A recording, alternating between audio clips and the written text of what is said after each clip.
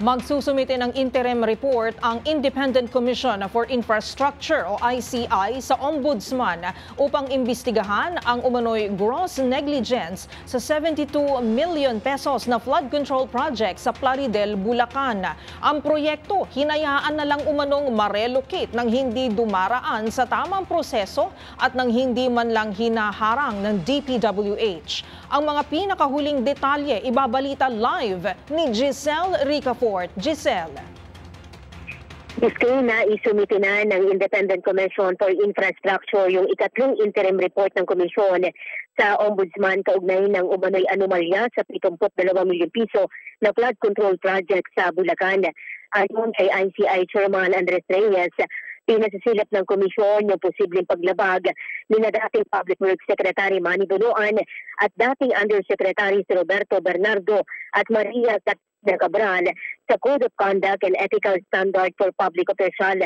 Pinasusuri rin nila sa Ombudsman yung posibleng paglabag ni na dating Public Works Engineer Henry Alcantara at Bryce Hernandez, gayon din si Yumir Villanueva sa Anti-Graft and Corrupt Practices Act Malversation, Presidential Decree No. 1759 at Government Procurement Reform Act. May ito ng 72.3 milyong piso na riverbank protection structure sa Bagong Silang, Purok 4, Plaridel, Bulacan na hawak ng Public Works Department at ng Top-Notch Catalyst Builders Incorporated.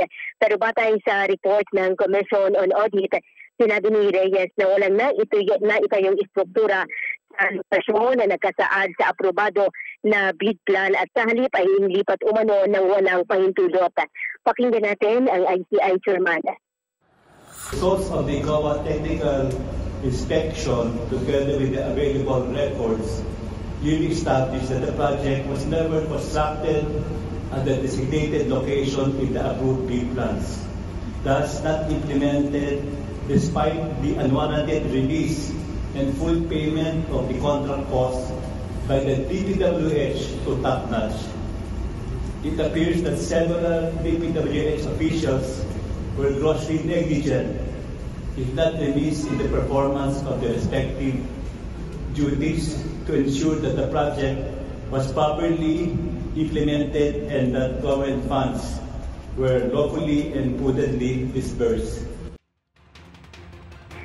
Sa kasalukuyan na nagsasagawa ng press briefing si Ombudsman Boying Remulla kung nasaan ngayon din yung mga opisyal ng Independent Commission.